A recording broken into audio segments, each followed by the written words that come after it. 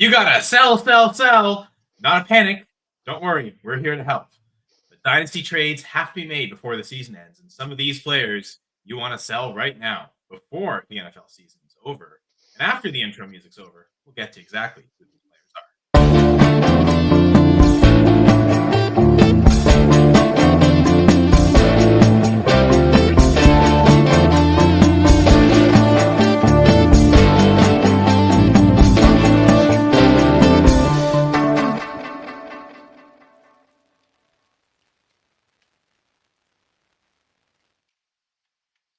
Hello, everyone, and welcome to episode 38 of the Dynasty Six Pack. My name is Kyle Senra, and joining me are my two co-hosts. First, we have Rahul Natarajan. Rahul, how are you doing? Doing well, Kyle. Good to see you. Good to see Jamie as well. Another episode on the Dynasty Six Pack. I don't know if y'all have ever watched Arrested Development show from early 2000s. They rebooted on Netflix, but there's this whole bit where one of the characters goes in to I guess be cast in an ad for a sale, and he's like rolling around the floor screaming fire, fire, fire, sale. That's the whole bit. So when I see the words fire sale on our show sheet, that's what my mind goes back. But here we are screaming fire, fire, fire, sell these players to maximize the dynasty value on your teams. Damn, I did not land that at all, but I'll hopefully land some of the content later. But yeah, excited to get into it tonight. That went pretty well. And maybe yelling fire enough gets people's attention. Maybe that's good for the SEO. You know what's great for the show is having Jamie Perog. Jamie, how are you doing, buddy? Yeah, during that intro, I almost got in the ground, started rolling around, trying to get that fire out. But yeah, I mean, with these trade deadlines coming up in most leagues, like now is the time to offload players whose value might peak soon, either, I don't know, due to hot streaks or maybe role reduction, tough schedules coming up, injury risks. I mean, fire sale, sell them low, or at least perceived value. Mm-hmm. And of course, we're a Dynasty Fantasy Football show. There's lots of great year-round Dynasty content we'll share, but frankly, there's tons of great content here on the Fantasy Six Pack YouTube channel and the Fantasy Six Pack audio networks. So many great shows. So first off, be sure to subscribe wherever you're listening or viewing the show. If it's on YouTube, be sure to give us a thumbs up and comment under the video as well. It really helps us out. And of course, check out fantasy6pack.net. The basis for everything we do at Fantasy Six Pack is the website. So much great content there. It's also the Fantasy Six Pack Discord, but there's premium access to certain things, certain content where Corey's waiver article, he'll give you 6, I think, in the article on the website. You get the all access membership. I think that his list goes 20 long every Monday. So just one example of some of the great stuff that's available on the F6P full access membership. So right now you can get the access at a reduced price, 15% discount with the promo code F6PPODS. That is F6PPODS. All letters are capitalized, and this is our weekly lesson on Arabic numerals. It's the Arabic numeral 6. Just like in Fantasy Six Pack, logo's right there on the screen, folks. We know it all well. We love numbers. Definitely love the show. We'll get into the numbers. I love the concept as well. Because now is the time. There's certain players where they've got value in the point scoring season. Then as soon as the season's over, as soon as we stop scoring points, as soon as the championships have been awarded, well, their value just drops either significantly. Some players complete zero and can't be traded for. So I think it's important to talk about this now before the season ends. But then getting to the list, there are some obvious names. Man, Jamie added a name, and I think we're going to start hot tonight because this surprised me. Jamie, why are you saying we should sell Zay Flowers before the NFL season is over? Zay Flowers, he had an explosive week 1, right? That hype faded dramatically. He had under 100 yards since then. Even with Lamar Jackson back, he's got low volume. He's only getting about 13 fantasy points per game, if that. So that makes him touchdown dependent in a crowded offense that's run heavy. So I'm looking to sell to like a desperate wide receiver needy manager before his inefficiency just plummets and it's nothing anymore. Because I think you can get him off and just name value alone. I don't think you can get a first anymore, but maybe like an early second. I'd be willing to dump him off for something like that. What about you guys? I know that again, the reason I'm so shocked by this, I am a little hesitant to be on the selling side on Zay Flowers, just knowing that he dominates the team in targets and he's kind of done that his whole career. But what we really see is the touchdown upside just really isn't existing with him. Mhm. And I do wonder, is that simply just because Mark Andrews exists on this team, and when it comes to red zone, it seems like Lamar Jackson only has eyes for Mark Andrews? And a lot of contract situations coming up with players, and I think that's kind of a key part. Mark Andrews on this team next year, and maybe the way things are going right now, seeming to produce pretty well. Maybe he is, but I do wonder if the better days are still coming for Zay Flowers. And so, of the players listed, he's certainly the one where I'd be the most hesitant to sell low. But I also think, to your point, Jamie, you're probably not selling low on him. Of all the players we're going to mention tonight, he's certainly going to probably have the most value, and you'll be able to get that what is perceived as a decent return, I think. Rahul, Yeah. No, I think you ended on a great point about his perceived value, because just scanning our other names, it doesn't take a genius to put together why some of these other names we're going to talk about are going to decline or going to decline in value. Zay Flowers is one that is going to be more immune to that, not just name value as the wide receiver one on Lamar Jackson's offense, his age, his propensity for explosive plays, but it's the touchdown point. This is a player that's probably going to be needing touchdowns to have even a wide receiver 2-ish points per game, and he's had 1 touchdown this year.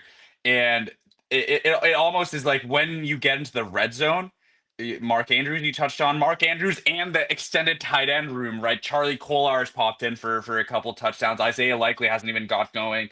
That's not to mention Derrick Henry in the run game, Lamar Jackson himself running the ball.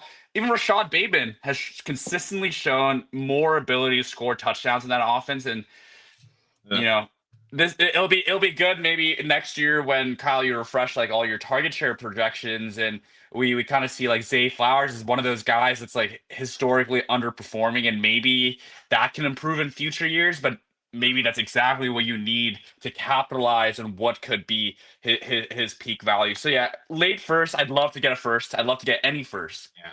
Early second, that probably fine.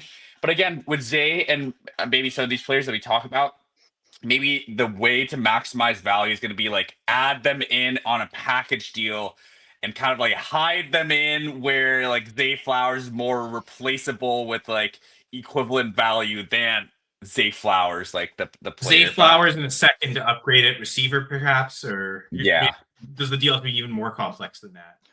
I think that's a great direction. Zay Flowers in a second to Jaylen Waddle.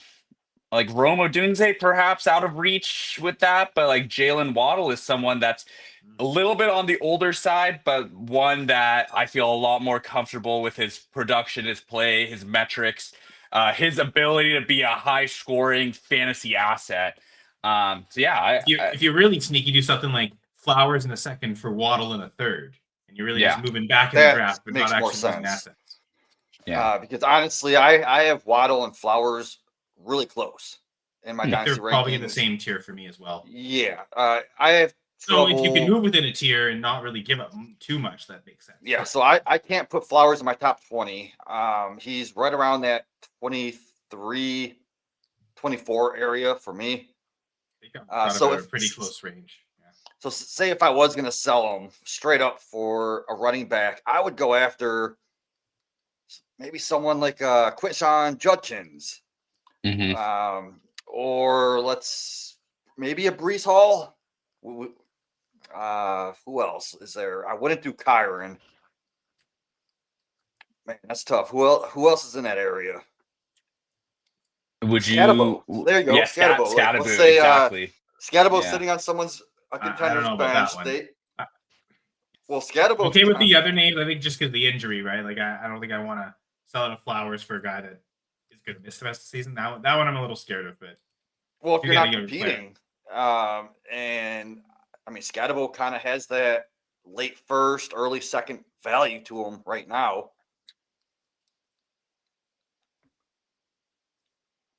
Yeah, I don't know. I think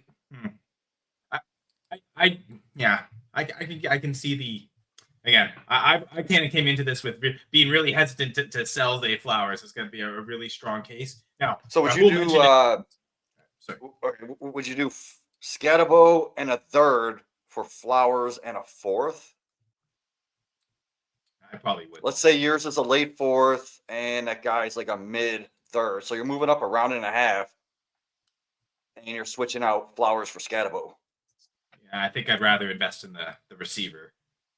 I don't know. I guess I'm concerned enough about the Scatabo ankle injury that it's not even as a rebuilder. It's not just this year that's affected him. Like, what is his stake next year? I'm just I don't know. Oh, I don't think it's going to affect I'm him. I think we trying to do talked the about opposite. I'm that. trying to move Scatabo right now, but it's maybe not. I feel like Flowers is easier to move than Scatabo is right now. So I think from a liquid asset standpoint, I don't think I want to do that. Like going into the draft, if something happens in rookie drafts, feels like Flowers is going to be that guy that you can move to get picks you want. And I don't know, Scatabo might tough. I think that's maybe where I'm drawing that line. Because I mean, it's funny. You were saying Kyron Williams, right? Did you actually go by Kyron Williams? Which is to be fair, I probably would. He's lower for me than Scatabo. Okay. Oh, okay, fair enough. Yeah, not quite the case for me. But Rahul mentioned the name Rashad Bateman, and it's funny because my goal line guide article this week, I guess by the time this video is out, the article will certainly be out. I mentioned that Rashad Bateman has more red zone targets this year than Zay Flowers does. So that's part of the problem is the lack of opportunities in the red zone really are apparent. Even though he's got targets, again, I think he has 71 targets, leads the team by a ton. Like I think Mark Andrews is next with like 43. But yeah, he's third or fourth on the team in red zone targets. So it's weird that this one area of the field, he seems to just not get any looks. And there's not really a good logical reason why, because he's great at separating, great at getting open. So it's just is Mark Andrews this like black hole gravity well where all targets in the red zone he gets sucked up to him and to Rahul's point, the other tight ends.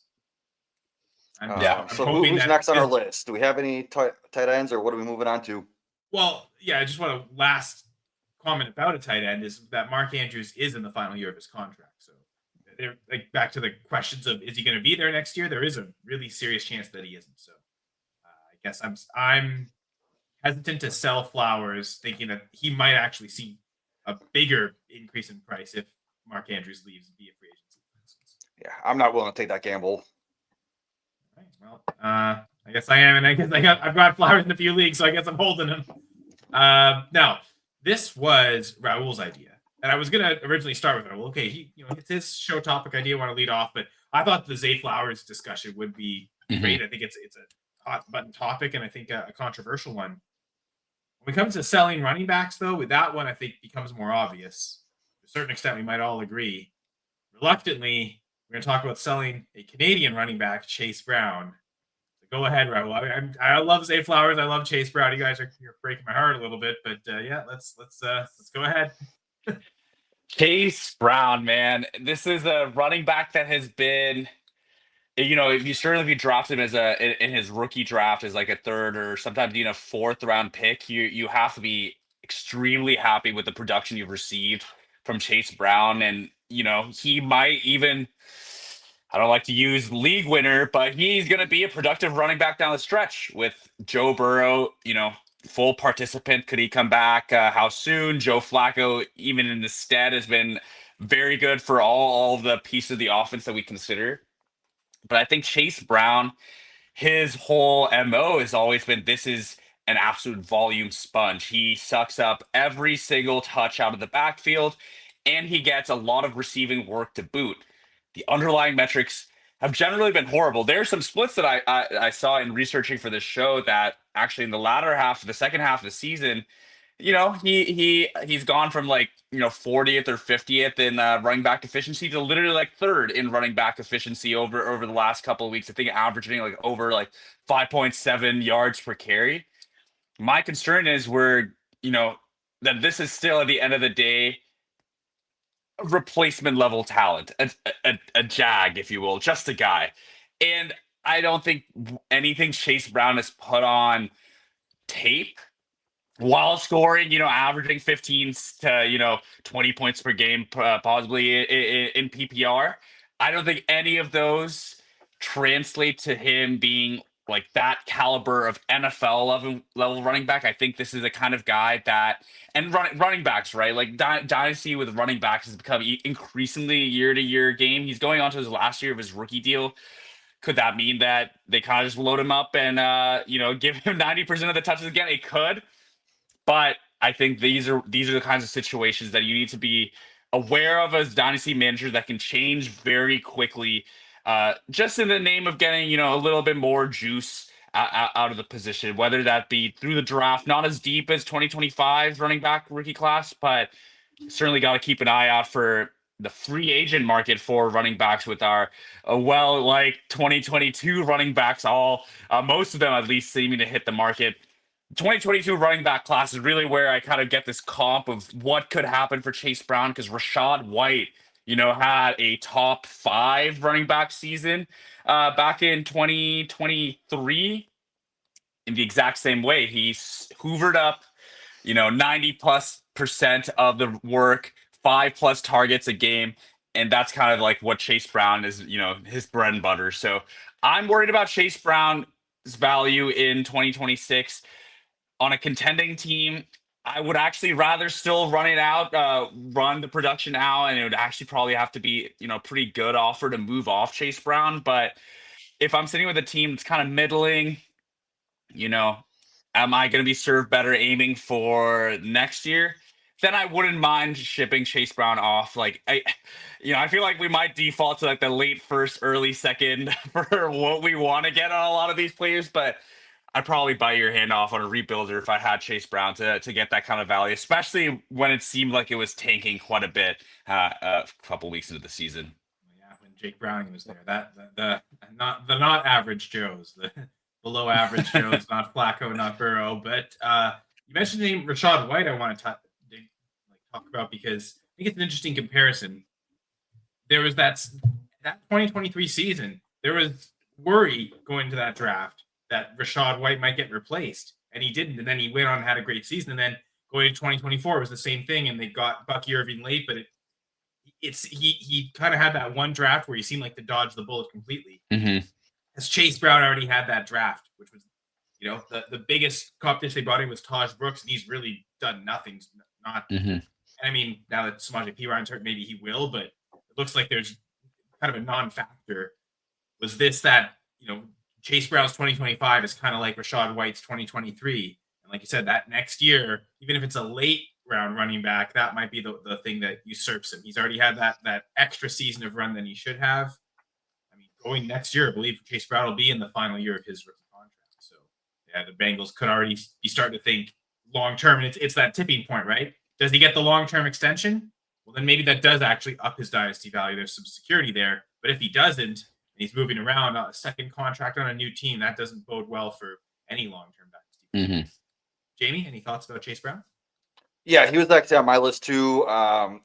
There's been a few weeks of the trade away buzz due to the Joe Flacco dominance, and there's just not really a committee that's expanding like we thought in that backfield. So he does have the backfield to himself currently, and I think he's kind of, bottomed out, I guess, because I don't think he can get any higher. Last 3 weeks, he got about 20 points a game, and he was a 5th round pick.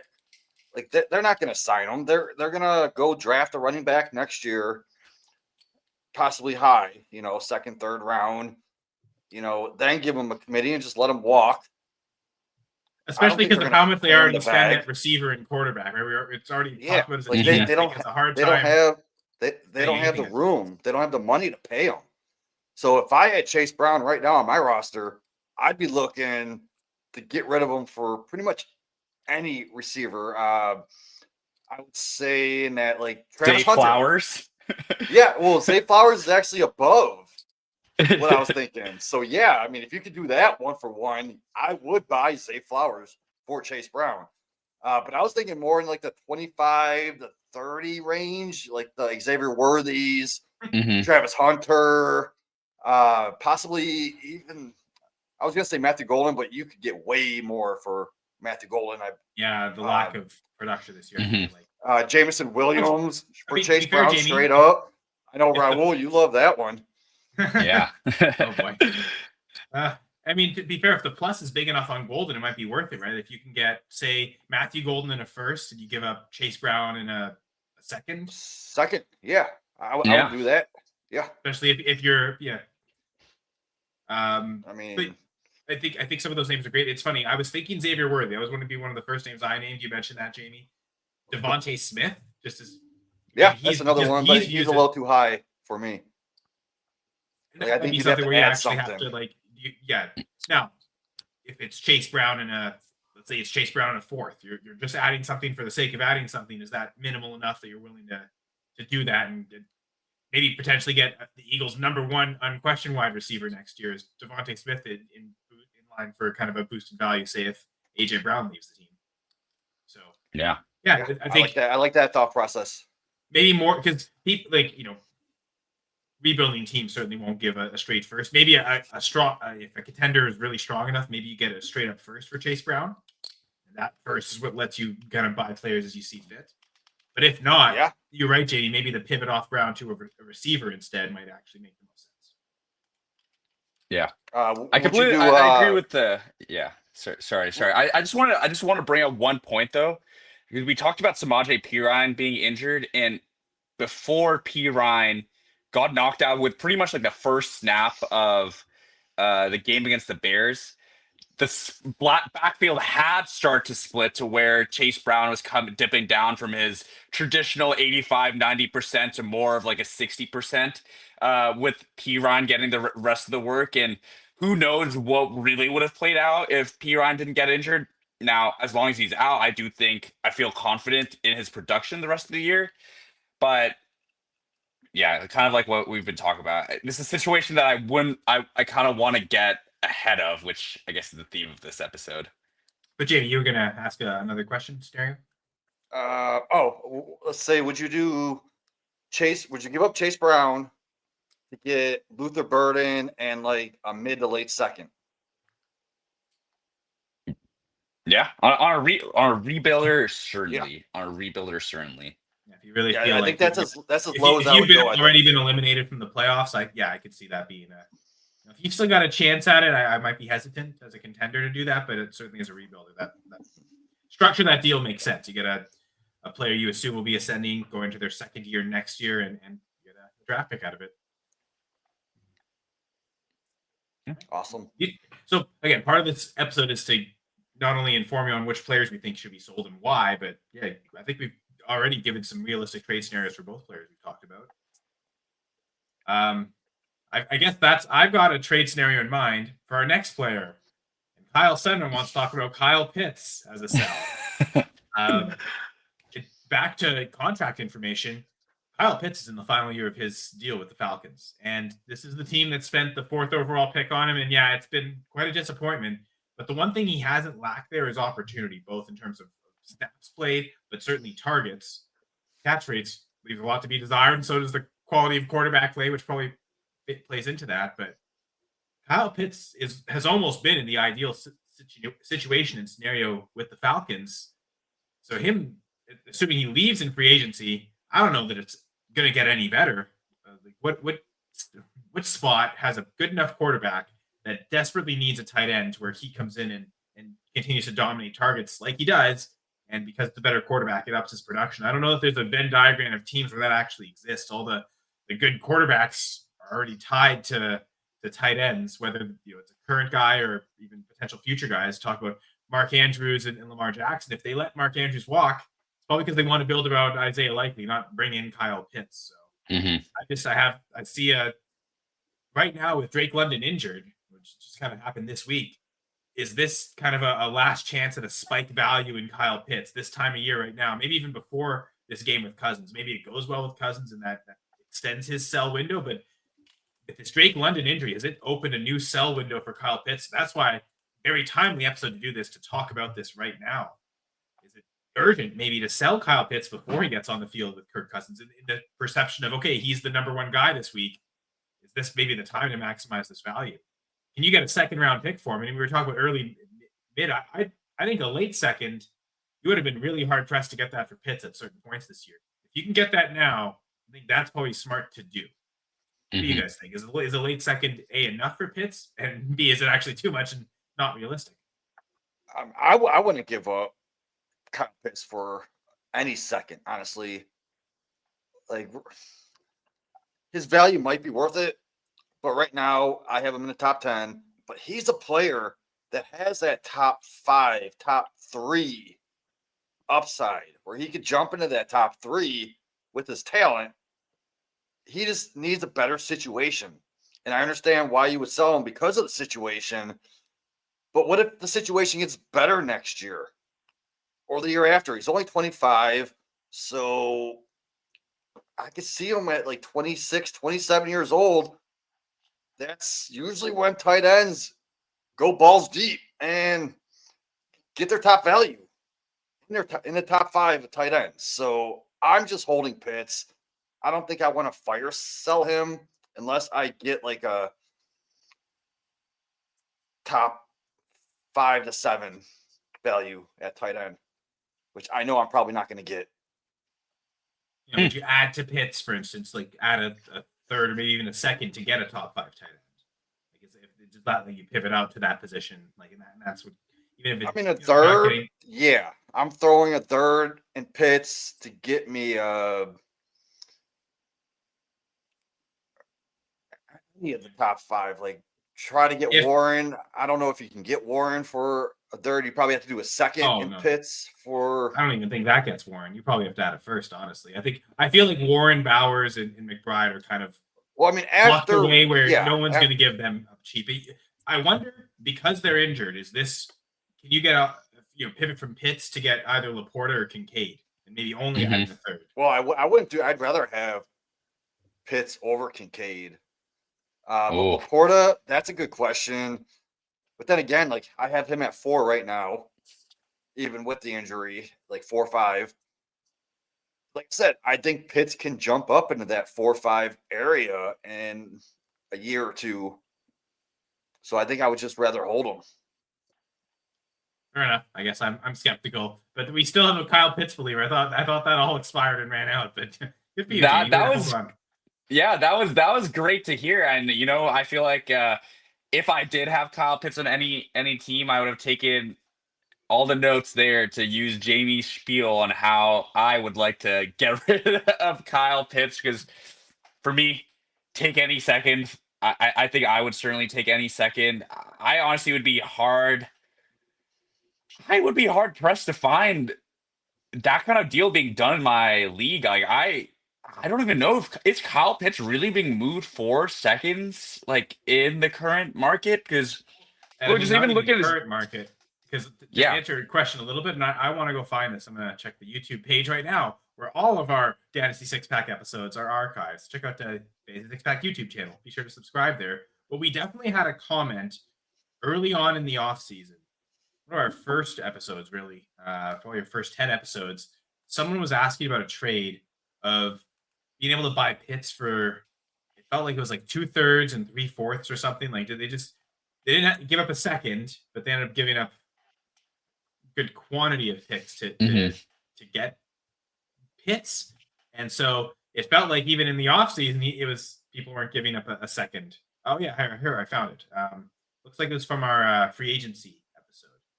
That might have been one Rahul missed, actually. So someone traded the 401, 409, a 26 fourth, a 27 fourth, and a 27 third for Kyle Pitts. So actually only 1/3 and 4 fourths. So this would have been 409, 401 in the 2025 rookie draft. And again, that was something that happened. And like that was off season, I guess. Well, maybe there was still some hype. So I don't know. I'm thinking seconds are probably really tough to get for Kyle Pitts based on that one trade. But that's one trade in one league. But yeah. Yeah, just looking through his game logs, like now could be the time to sell.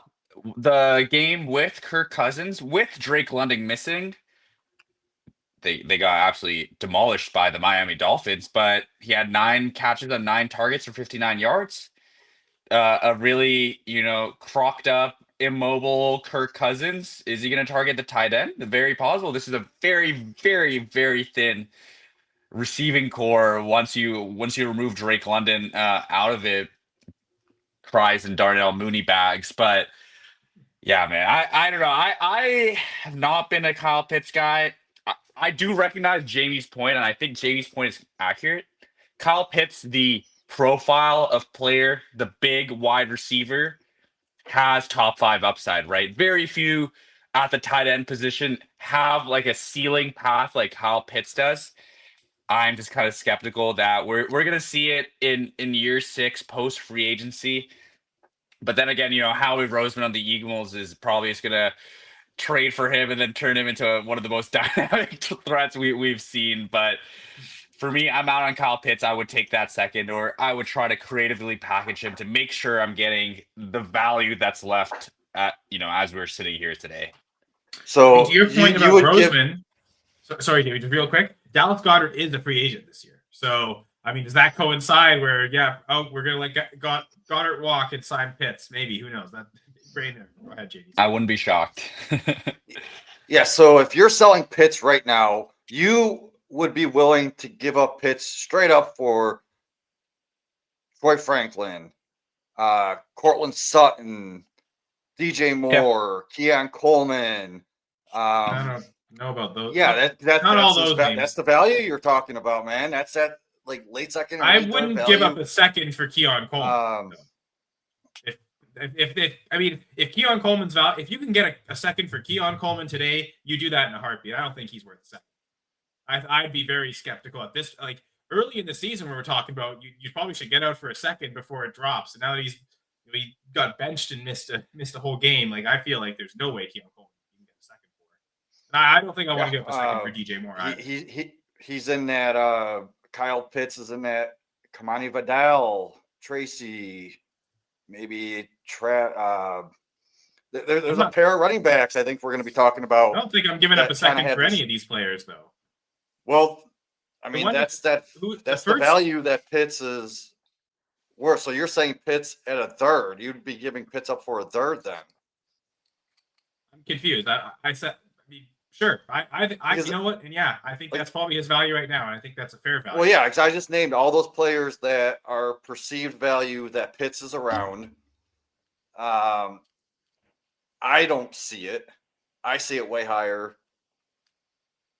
And I probably would have taken most of those players, actually, most of those wide receivers. Personally, I would have taken them, Coleman aside, straight up for Kyle Pitts. See, I don't agree. I would not want any of those. I'd rather have Kyle Pitts, save them in my back pocket because I want to turn that 50-cent piece into $1 later on, and then I'll be able to get, I don't know, like Chris Olave straight up or Jalen Waddles. I see where you're going because let's say late second, let's call it early third. That may be a little more realistic. The value of getting that early third sitting here in mid-November, it's negligible, right? It doesn't mean too much for your team. It might be a little bit different if you're on the clock in your rookie draft and there's a guy you want to draft with that early third. That's a little bit different. But what Jamie's saying is this is a guy that could have top 5 outcome in his ceiling, could elevate late first around there, and that's when you're getting a return that's worth it to where you're willing to say like, all right, my outcome is going to be, I'm probably going to take a 0 50 75% of the time, but the 25% of the time that it works out and I get that higher value, that's a better play for my team. So I see where you're going with Jamie. I also see your side because like if I was going to give Kyle Pitts up for an early third to get like a Harold Fannin or a Yeah. Mason Taylor last year, right? They're Mhm. exactly like right around that Pitts area right now. Yeah. So they're a little bit younger. You know, I don't think they have as much upside as Pitts does in the profile. Mhm. But value wise, I mean, that's giving up a 1-for-1. So I do understand that early third value. I just wouldn't do it. So Kyle Pitts was one of the names I put on the list. I actually only ended up with one player on the list. I had a second name, a wide receiver, and I was debating. I wanted to put a wide receiver, and I ended up on putting a name on the list. There's another player I thought about. And I was looking at their contract information. I thought, you know what? No, I think they might still have some value next year. So I didn't decide not to put them. But I was really debating it. And sure enough, Jamie shows up. Parker Washington is a sell. And then I decided, you know what? Maybe it was I should have trusted my instinct. So I do think I agree with you here, Jamie, because I was debating it, but let people know why you think Parker Washington. I mean, right now he's on a hot streak, right? They have injuries, net receiving core. I believe he had 26 targets the last 3 games. He's passes by, right? Brian Thomas could return, but who knows how healthy he's going to be. Yeah, they traded for Jacoby Myers. So that kind of shrinks his role a little bit, but I would cash in now before he's just like a bench stash. And you could just dump him for any running back, honestly. Like Parker Washington was a guy coming into this his rookie year. I was all on him. And then after the draft, he was like what, a 6th, 7th round pick? Yeah, he I went need to later temper expectation. Like I called him quarterback proof. I called him a guy that you could just toss the ball up and he would just come down with it. But 2 years goes by, nothing. Now he's actually has a role because of injury.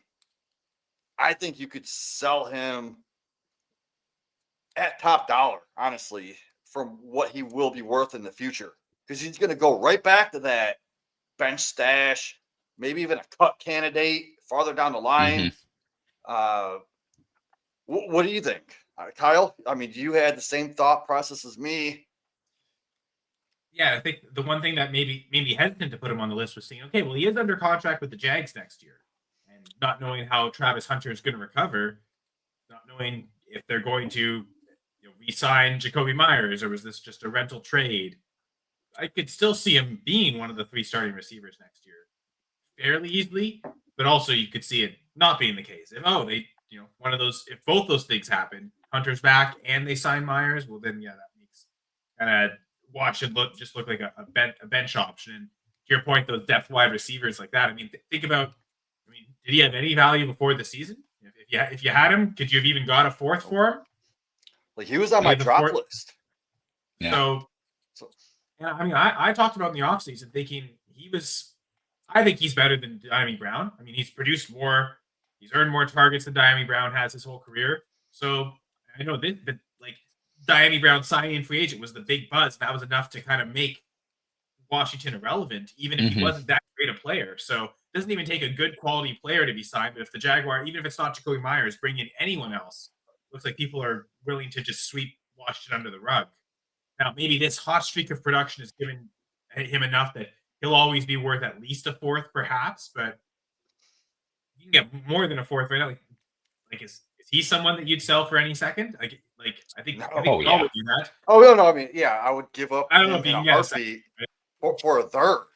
Give me a 3rd. Yeah. I don't care. Give me a 4th. Okay. Honestly. I think the Park. I mean, I agree with both of you guys. The Parker Washington, yeah. Some leagues he might have even been on waivers to start the year. I don't think that's too much of a stretch to say. If you're rostering Parker Washington now, if you need him in your lineup, you're probably going to need to pack it up. Like, this is probably not going to be your year. If he's sitting on your bench as your wide receiver 6, wide receiver 7, you're hoping, what are you going to do with those, average 8 to 10 points that he could get as the slot receiver on the team? Turn into any 3rd? turn it into, we had a great episode recently about handcuff running backs. That's the kind of upside that could actually make a difference in your playoff weeks. I don't think Parker Washington is the type of player that could make that difference. So Kyle, I'm looking now in May 8th. I dropped him in your league that I'm in with you. The FBC Dynasty League. Thank you. Yes, he's on my team. It's only a I've been 20. playing him. Well, it's only a 22 roster, so it's a very shallow league.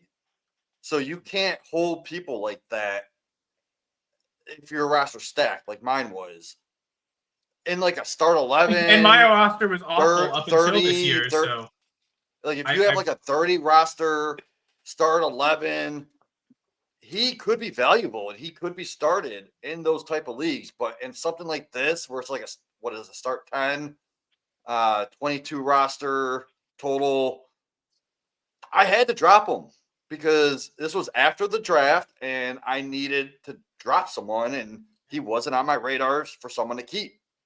It's the appeal of that league is that you do have to make some tough decisions cutting players. And again, thank you, because I see the transaction history. I spent $35 in Fab last December, and I see that, yeah. And I've started him like maybe 3 or 4 weeks now in a row, so I have gotten used and gotten points out of him. Geez, this was 2 years ago.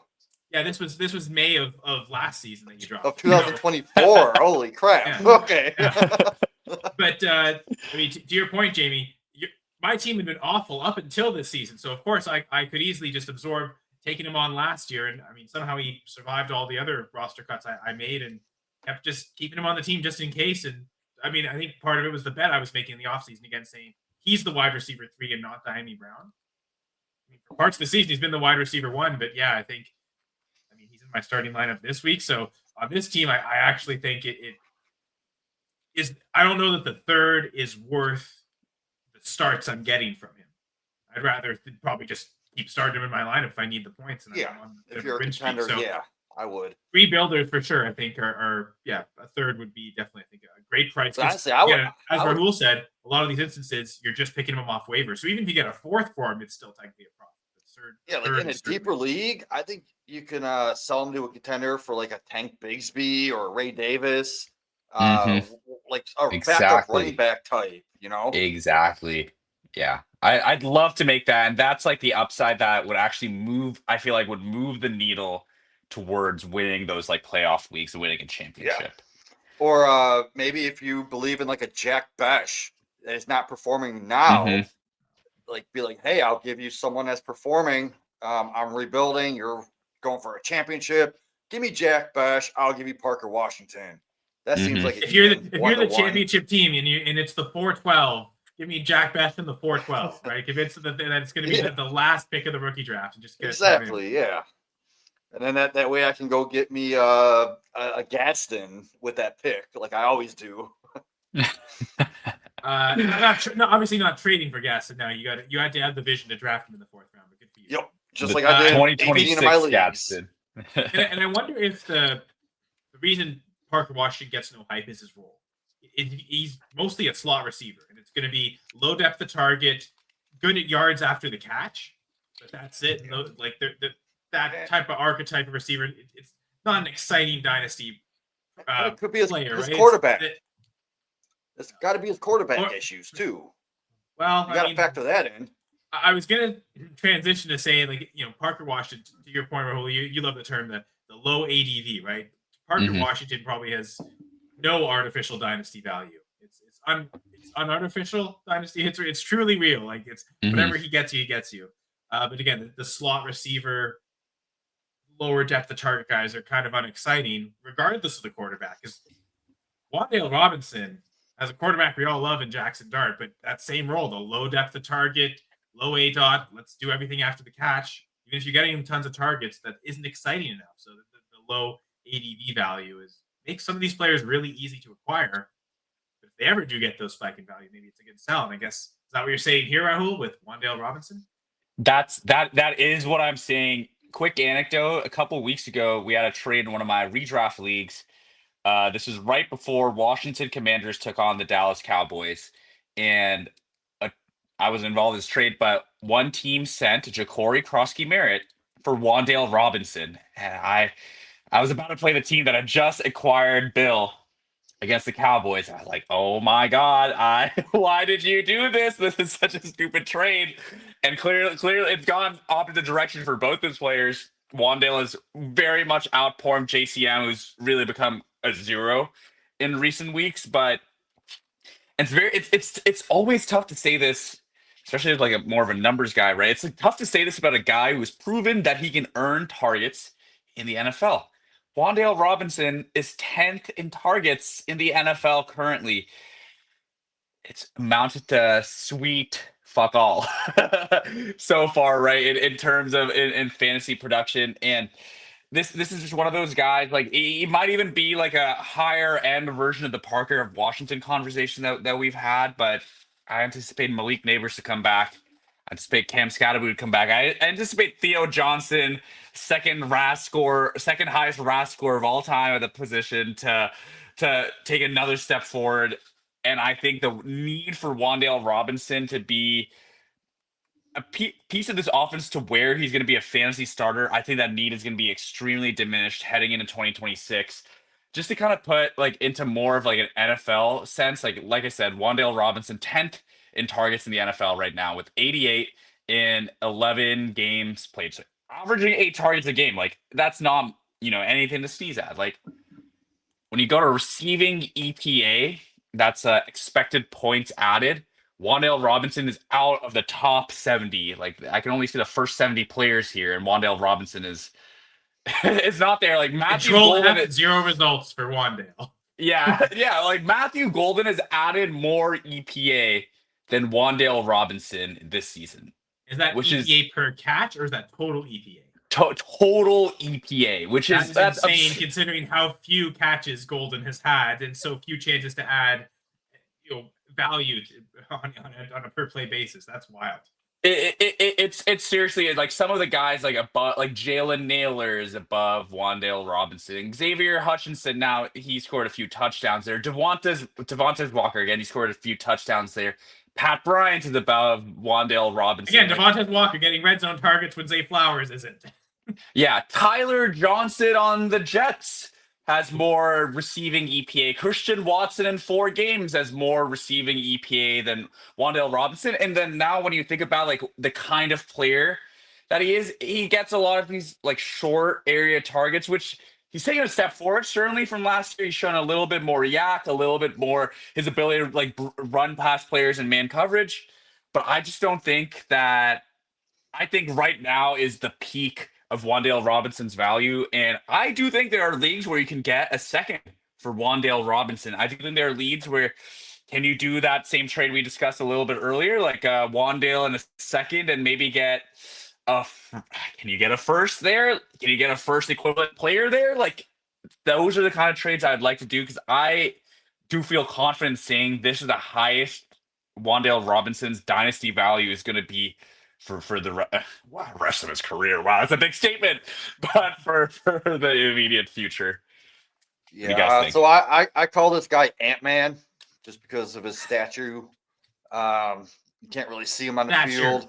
Did the Giants make a statue of him? Has he done that? Well, yeah, the statue. The statue of the Avengers. Ant-Man wasn't seen in it because he was so small. But anyway, no. So yeah, no, I think a second's fair because I have him valued right now around that Jaden Higgins type that's not performing right now. So if you can get someone that's actually needing a wide receiver that needs points on his roster, and he has a Jaden Higgins, be like, hey, I'll give you Wan'Dale for Higgins straight up. I think that's you think fair. about how similar they are, right? They're both second-round picks in the NFL draft. Exactly, yeah. They both probably ended up being second-round picks in rookie drafts. I mean, maybe Wan'Dale a little later than that, but he's certainly what we view valued around there. Like, if you could sell him for a mid-second right now, that feels fair. Do you just reset the clock on a rookie contract, get a player who is in the first year of their rookie contract? Because that's the one thing with Wan'Dale. This is the final year of his rookie contract with the Giants. I mean, is he in line for an extension? I mean, they certainly love to extend Darius Slayton all the time, so why would they not extend Wan'Dale? But you never know. I mean, maybe is he gonna, what he's earned target wise? He thinks he earns a bigger pay. The Giants are probably going to use Rahul's EPA numbers to show, well, you're not worth that much, so we're not going to pay you that much. Like, could that actually be something where an extension isn't possible because they're too far apart? Wan'Dale, the role I play in terms of how many targets I get dictates I get this amount of money. Well, the value you bring per catch dictates this, and maybe maybe he's gone. And we love him on the Giants because he's earning so many targets. Feels like he's not going to get a 25% target share like he did last year with Malik Neighbors, or I don't know. We'll see what it ends up being at the end of this year. Probably similar, if not more. I doubt he gets that kind of opportunity on any other team. No, it's very hard to see. Yeah. Jaden Higgins, it's funny. I finally found Wan'Dale 87th in receiving EPA this season. 86th is Jaden Higgins. And again, he's a lot of zeros for so many games, right? Yeah, so right now I have 0 Wan'Dale in Dynasty. I had him in a few. I didn't draft him. It was teams that took over. And I just remember just trying to sell him during the rookie drafts in packages, the move up from like a late third to an early third, or just give him up straight for a third. I know some people actually declined that. And they're probably kicking himself now because I think you could get that late second right now, but we didn't know that. We didn't know he was going to be what he is, especially a couple years ago when they drafted Jalen Hyatt. That kind of put a damper on Wan'Dale's value, and that's, I think, when I was actually trying to get rid of him, like 2 years ago. So I have 0 Wan'Dale, so I can't really give an opinion on it.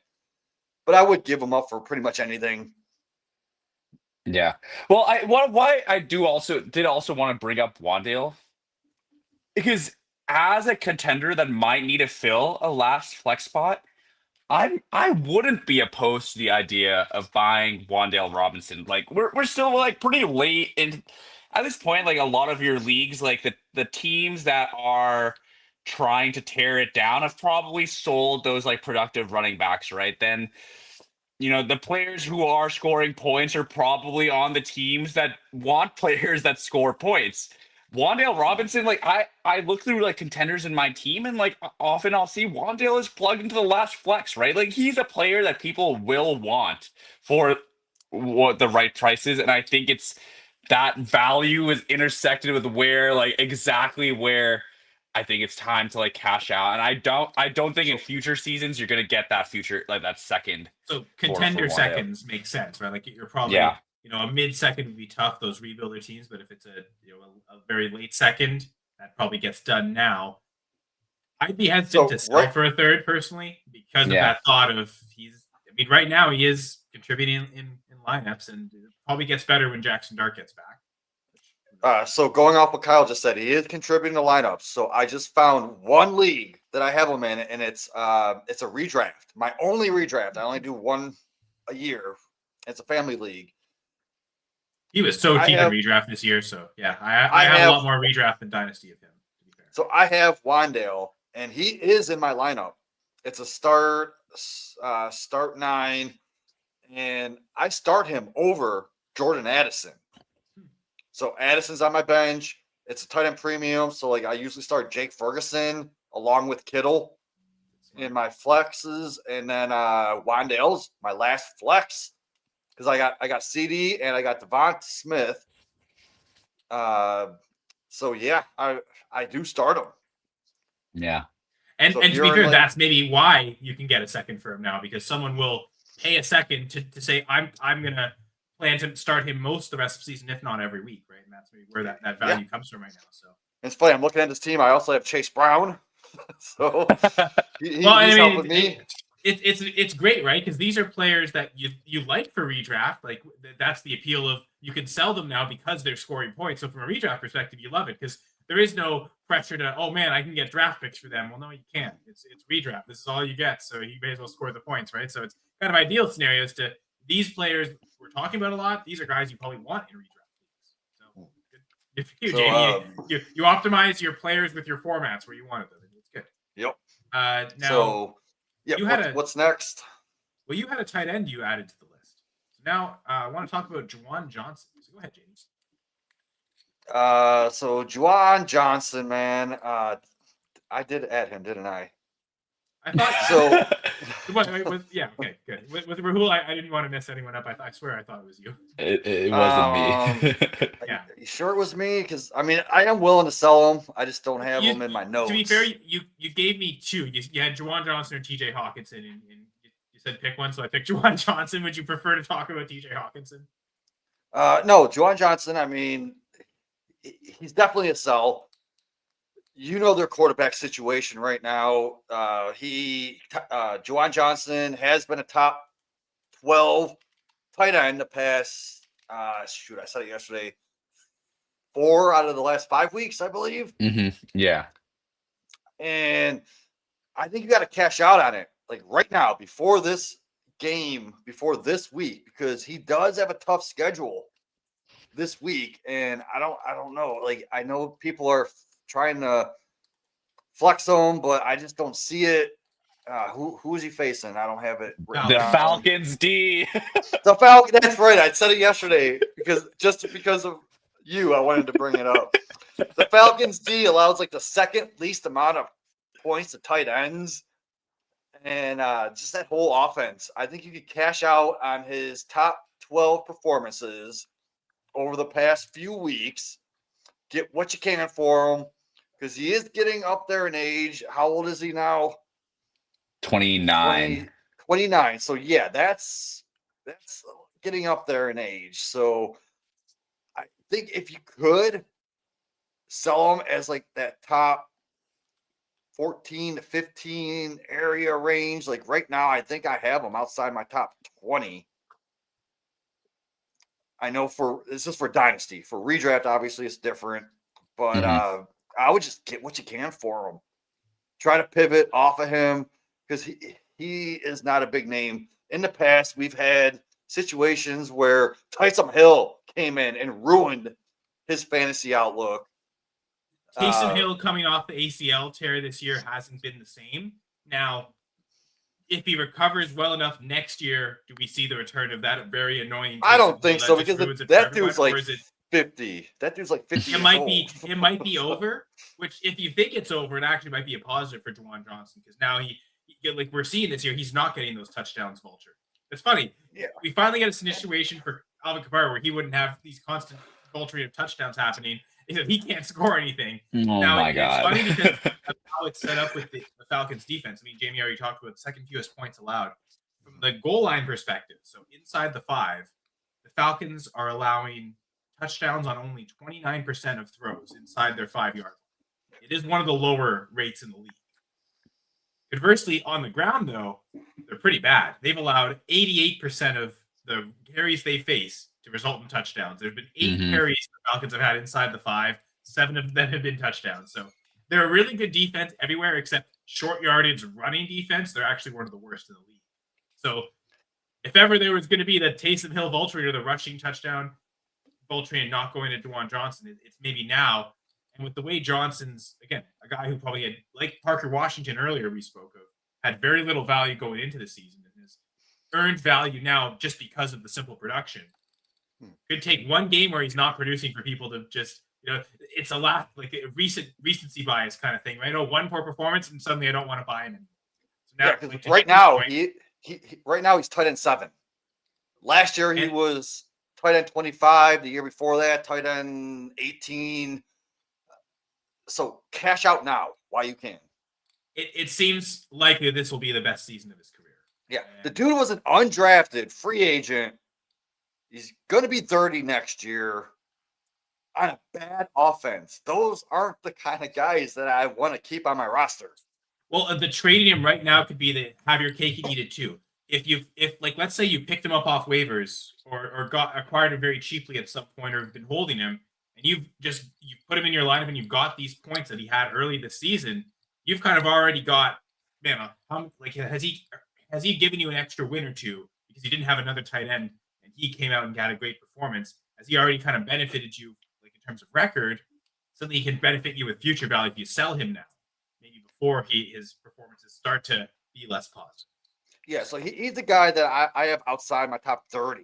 Like, I'd rather have Chigakonkwo, K-Dot, and a couple guys that are like 3 years younger, right? I don't know, Give man. me a I don't know back- about I'm I don't the Titans are kind of a that's just a give me cesspool for a fantasy. give me a I'm not sure. backup. Like, give me Michael Mayer if I'm in a rebuild, right?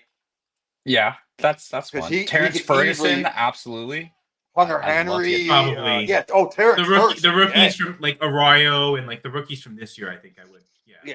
So like the guys. You know what, that Jamie? You're actually not that wrong with Okonkwo. I'm looking at my rankings. I have Johnson one spot ahead of Okonkwo, so maybe I shouldn't have looked so poorly on that. But like So a lot of the I'm other just names gonna you name mentioned, some guys that I have behind. Octavian Sanders. Sure. How about this? Because he's done so little, but we Yeah. expect so much of him. Is that I think that's someone. Yeah, I'd probably give me rather have. Octavian. I'd rather have Luke Musgrave, honestly. But like, Ugh. Well, and now you might get production with Musgrave too, with Kraft Yeah. being out for the rest of the year. I think I'm okay with that too. Yeah. but here's some examples of people that I have behind Juwan Johnson, and that's Zach Ertz, who's 35. Noah Fant, who really hasn't shown much, especially with Gesicki coming back soon. Greg Dulcich hasn't shown anything. Just a bunch of backups. Cole Kmet, Noah Gray. Like, shit, give me Noah Gray over him right now, just because when Kelsey retires, I think Noah no, could I don't step think. in. I don't think Noah Gray is anything. Noah Gray is too far because when Kelsey retires, Yeah, they'll I just do get have a Noah deeper Gray tight like end. behind him, but I'm just giving Everybody's expecting examples. Noah Gray to just replace Travis Kelce. That's never going to happen. Noah Gray is not that good. If the Chiefs want to replace Travis Kelce like that, they'll sign a free agent tight end that's better than Noah Gray. Noah Gray is useless. I'm sorry, that's one that's too far. But every other name you said, I agree with Jamie. But I just have to think.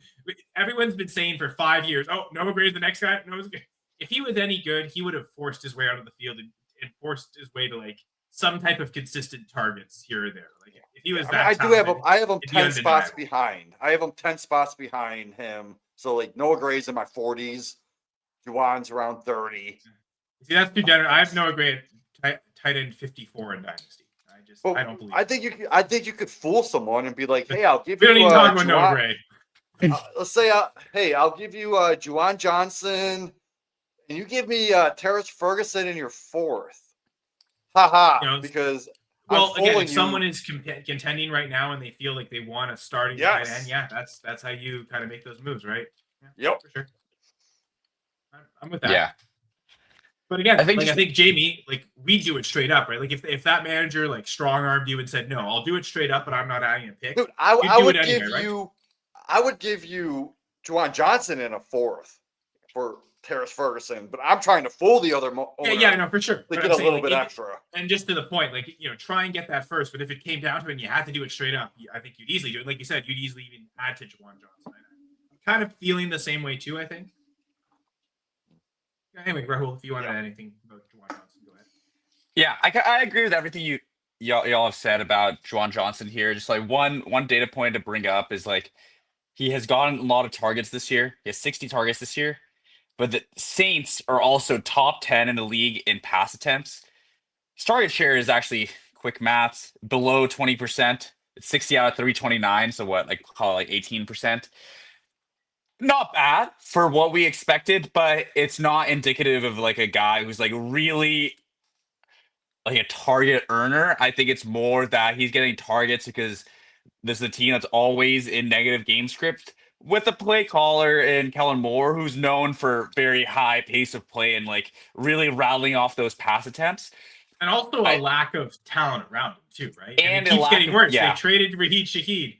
They cut Brandon Cooks. Like they're not adding anything. They're subtracting talent. So it's probably gonna continue for that sense, but it's only gonna continue this year. How much talent do they bring in next year there's probably a much higher chance of bringing in competition for him. Whereas right now, yeah, it's the fire. They've already done the fire sale part of their team. Yeah, and brought in Devon Vele for the same price as Rashid Shaheed for whatever reason. Okay, so Rahul, if you're ready for your last player, technically it's 2 players. It is the Bears running backs, and I imagine you're playing them in tandem because it's the same argument. What do the Bears do at running back next year, right? Like that's a big question that hangs over everyone's head, including DeAndre Swift. Yeah, no, it absolutely is. And I think you want to talk about the Bears running backs is both DeAndre Swift and Kyle Monongai. Both of them will have their fans around the dynasty space, right? There will be their Swift Truthers in the Swift camp, and there's so many like Kyle Monongai, like Truthers, like it's time to give him the starting role. This is another Rico Chuba Hubbard situation. Frankly, to the eye test, DeAndre Swift has outplayed Kyle Monongai when both of them have been on the field, and I think DeAndre Swift is one of the poorer starting running backs in terms of his vision, in terms of his yards, ability to get yards after contact.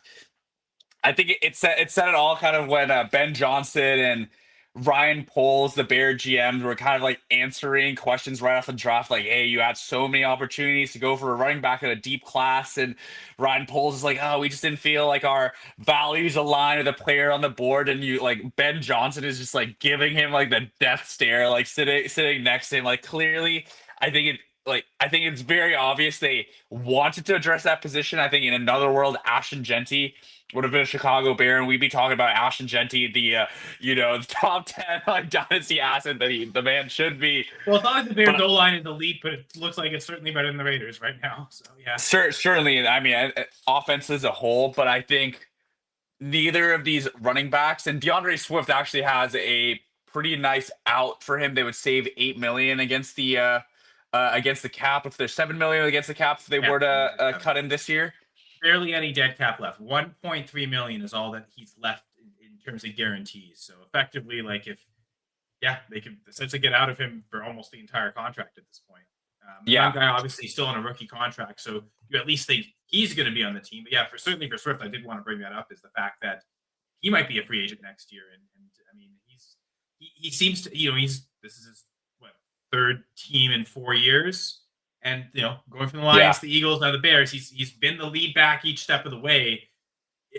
Are we playing with fire, hoping that one more change of team, he's still the lead back, or does he suddenly the next change of team is finally the spot where he becomes the secondary guy?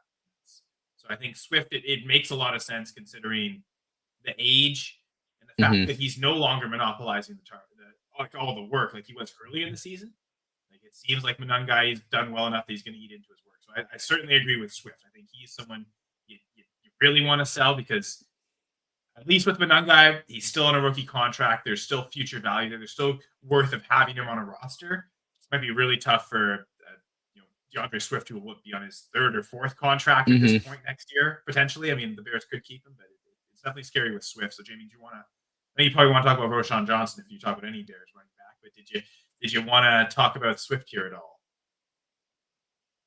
I think you're on mute, by the way, JD. Yeah, the Bears, like, they're ruining running backs because they had an elite running back on the roster with Roschon Johnson. Walter Payton?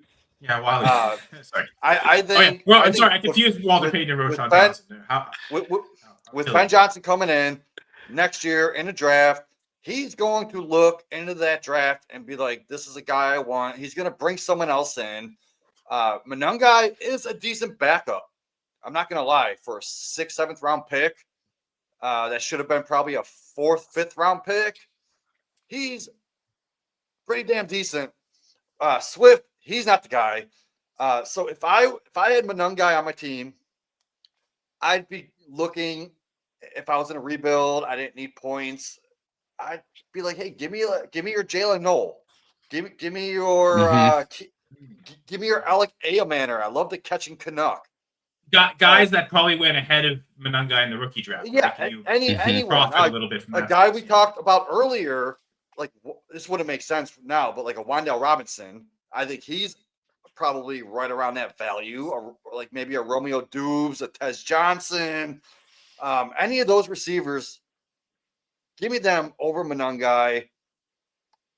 I mean, I have to put him in my top 40. I think he's even ahead. I think he's in like the 30, but like, hell, I'd rather have a David Montgomery, which I think is valued less. Yeah. But part of it is Montgomery, even if he's a backup running back, he's in like the perfect scenario for the backup running back, a team that runs so much and has so much touchdown. So, for example, Monongai, I think, is just a guy that's going to fill the role if needed. But like a guy like Kamani Vidal, he's got that legend blood in him. Hank Aaron's great nephew. We all seen how explosive he is. I'm willing just to stash Vidal over a Monongai in my eyes. I think their rest of season is maybe a similar outlook, assuming Hampton comes back. But I guess that's just it. If Hampton doesn't come back right away, then yeah, Vidal certainly looks better. I suppose going But forward, just as a talent standpoint. So yeah, I think I tend to agree. Vidal's got that just a little bit extra high-end speed, explosiveness. Monongai might be just as skilled in terms of like reading blocks and doing the running back skill stuff. But I think the talent of Vidal certainly shows, I think, a little better. So I'd agree with that. That's probably something I'd probably rather invest in, considering I think we expect their role to be similar, right? We're expecting the Bears to bring in someone else and Monongai to be the main backup. Considering how good Vidal's done this year, he's probably earned the right to be that main backup to Hampton. They're not going to go bring in a Najee Harris. They're not going to spend free agent capital that way. Chargers probably realize we need to do that at the O-line depth. That's what matters. So if we got Vidal in this role and on a cheap entry-level contract at this point, that's probably something that he and Monongai's role, I think we expect to be the same, but higher upside with Vidal, essentially is what you're saying, right, Jamie? Yeah. So I know you guys have a few more guys to talk about, right? No, that was it for me. I guess Kyle Pitts was the only guy I really want to talk about. Raul, do you have anyone else? Because I have to take off. I got to do a hard out. Well, that's it. I think we're basically done here. I think that was the show. 8 players. Yes. So I just want to say this show is freaking lit tonight. Thank you guys. I'm gonna let my captains do their outs and put out the rest of these flames from the fire sale. But I gotta hop off and y'all just keep riding with us because the heat ain't slowing down. We're bringing the fire. So I'm out of here. I appreciate y'all. Stay locked in. Peace. See you, Jamie. See you, Jamie. And see you. And thank you. Hey, thank you, Jamie, for all the great content there. Wait, there's one. Sorry, Kyle. There's one player that was on the show sheet that I kind of wish Jamie was here to talk about it because he put him on. But very curious to think. What do you think about Jaylen Warren? Because that's actually not one player that I would have had on this list. Well, they did extend him, but they also extended him at an amount that doesn't preclude them from signing another running back. I mean, considering how well Kenneth Gainwell's done, maybe he's that guy that they sign. And if I guess I suppose that might be best case scenario for Warren, because the way it had gone this year, in spite of Gainwell doing well, as soon as Warren's come back, it looks like he's returned to not just a lead back, but close to a workhorse back role. So I suppose the one negative against Jaylen Warren in the future is Caleb Johnson has done nothing this year. I think we expect him to be better than he's shown. So if he starts to show that next year, does that already start to eat into Jaylen Warren's? Where like we expected to happen this year, I think, frankly, it didn't so much. Caleb Johnson looked like there was some things to learn, some rookie mistakes. Yeah. That the fumble on the kickoff was really a big problem, which is weird because that was not a role we envisioned for Caleb Johnson. He's never done that before. So yeah, is it smoother sailing next year with him learning the NFL? And that's maybe this was Warren's kind of day in the sun. This was the year where Najee's finally gone, but Caleb Johnson wasn't quite ready to take over. So Jaylen Warren was the guy this year, and I could see the argument where there's never going to be another year like this for Jaylen, because even if he is still the lead back next year, he's not going to be a workhorse back. Yeah. No, I buy that. It's Jaylen Warren is one guy though. He passed the eye test in a way that I struggle with both Bears running backs. I think Jaylen Warren consistently shows a lot of burst, tackle breaking ability, the ability to hold up and pass protection. This is a quality NFL running back. Yeah. Is that the pivot? Are you selling DeAndre Swift to get Jaylen Warren? Are you selling Kyle Monongai and adding maybe even say Kyle Monongai in a second for Jaylen Warren in a third? Are those types of deals where you're pivoting off these Bears running backs specifically to target Jaylen Warren? Yeah. No, I don't think the Steelers, because I think the fear with Monongai is the Bears could easily overdraft him, right? They could take another 7th rounder, but even if they take a 6th rounder next year, that's still earlier than what they spent on. Monongai. Doesn't mean that back's necessarily going to be better, but the thought that they could easily draft above where they took Monongai is so easy to do. I don't think the Steelers are going to quite do that. I mean, unless they're ready to sell, like the experiment of Caleb Johnson's already done, and we take another third round running back to replace him. That might happen, but I don't really see that scenario happening. So, to your point, it does feel like Jaylen Warren is more likely to survive the NFL draft and basically the whole free agency process, much more than either the Bears running backs are. But that doesn't necessarily mean he's going to retain the fantasy value that he currently has, which is at the highest point of Jaylen Warren's career so far. So, makes sense. Might be a. Well, we'll end with a bonus sell there, a potential sell of Jaylen Warren. I guess we didn't always agree on buy, sell some of these players either, which I think made this discussion really dynamic. So, anything you want to share with the listeners before we leave, Raul? No, yeah, absolutely. I'm glad you brought that up. I think it's one of these episodes that we actually had, besides Dynasty Court, but one of these episodes that we had a lot of good back and forth. That even if we weren't aligned on the players, I really like that we are all kind of aligned. We had the same idea of how to pivot off these players. It's not, it's not necessarily like you're not going to be in leagues where you could be like, yeah, man, come and buy my Wan'Dale Robinson for a second. It's not going to be that easy, but can you be like a little bit more intelligent? Get that like rookie that's like fallen in value or like hit an injury and add a little bit to your Wan'Dale and like package that up. I think all of those are very possible, and you should go out and try. Because, like Kyle told me the other day in the chat, Dynasty is a year-round game, so you do want to anticipate the things that are going to happen. In the months that points are not being scored, that could affect the value of the assets you have in the team. So, yeah, great discussion, Kyle. Great discussion, Jamie. And yeah, thank you to all the viewers for sticking with us. I hope this was a informative episode for all of you out there. And we're here to inform year round, so you can follow us on Twitter. Jamie's at Jamie Perog. Raul's at Small Talk FF. I'm at Senra Says. And yeah, Dynasty Six Pack, a show we plan. We started in March, and we have gone every single week since mid-March when we started. So at some point, we'll take a break. I believe we've already kind of scheduled it out to be our last episode on December 17th. 17th. We'll drop on probably December 18th, the Thursday. That'll be week 16. So the penultimate. So we won't be there for championship weeks. And at some point, probably return in January, or certainly we'll be back with us after the Super Bowl. But yeah, the Dynasty Six Pack, always here to help. So check us out on the Fantasy Six Pack YouTube channel. Subscribe. Tons of great shows, tons of great content. You've got fantasysixpack.net. You've got the Discord channel. All sorts of great things happening. If you want even more, you have the All Access membership. And using our promo code F6PPods, you can get a 15% discount on the All Access membership. So F6PPods, F6PODS, all capital letters, Arabic numeral 6. I don't know, I have anything else to say. That made it seem like it was an enumeration of F6PODS. There's two I messed P's. it up. F6PPODS, double P. Double P. Yeah. Double P. if the P is too skinny, if they're too skinny, the two of them, it looks like one. So it's not skinny P, but double P.